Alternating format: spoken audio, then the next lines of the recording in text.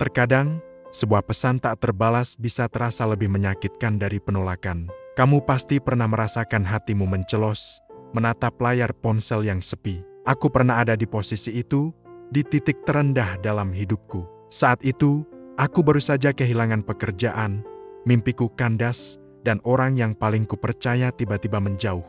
Aku merasa seperti selembar daun kering yang terombang-ambing tanpa arah.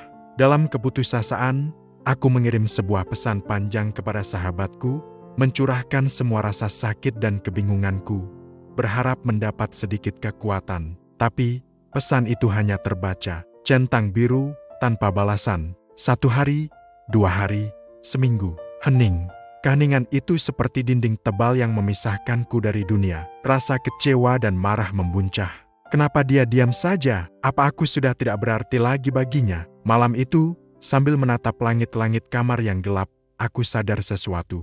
Selama ini, aku selalu menggantungkan kebahagiaan dan kekuatanku pada orang lain. Aku menunggu validasi, menunggu tepukan di pundak, menunggu jawaban dari luar. Pesan yang tak terbalas itu, meski menyakitkan, seolah menjadi tamparan keras yang menyadarkanku. Aku tidak bisa terus menunggu. Aku tidak bisa terus menjadi korban dari keadaan atau sikap orang lain. Besok paginya, aku bangun dengan tekad baru. Bukan untuk membuktikan sesuatu pada sahabatku, tapi untuk diriku sendiri. Aku mulai dengan hal kecil, membereskan kamarku yang berantakan, sama seperti hidupku. Aku membuka laptop, bukan untuk melamar pekerjaan yang sama, tapi untuk belajar hal baru. Aku mulai menulis, menuangkan semua ide yang selama ini terpendam. Aku mulai berlari setiap sore, merasakan napas yang terengah-engah sebagai tanda bahwa aku masih hidup dan kuat.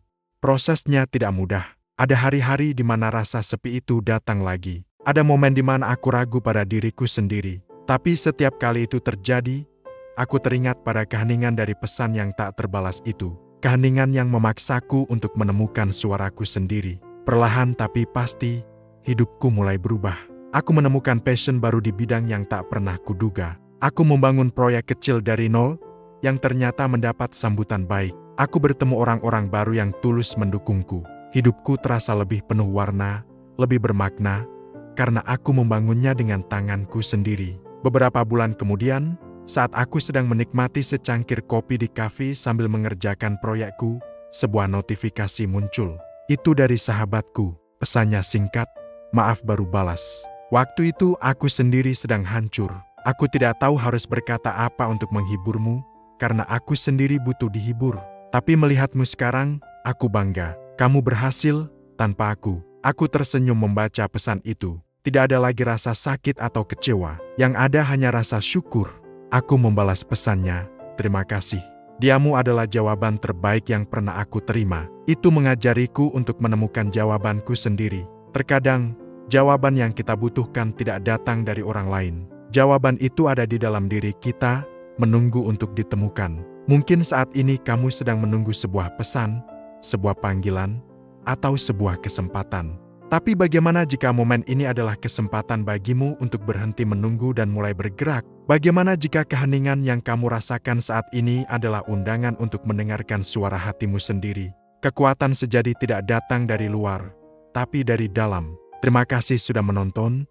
Jangan lupa bagikan cerita ini jika kamu merasa terinspirasi. Sampai jumpa di video selanjutnya.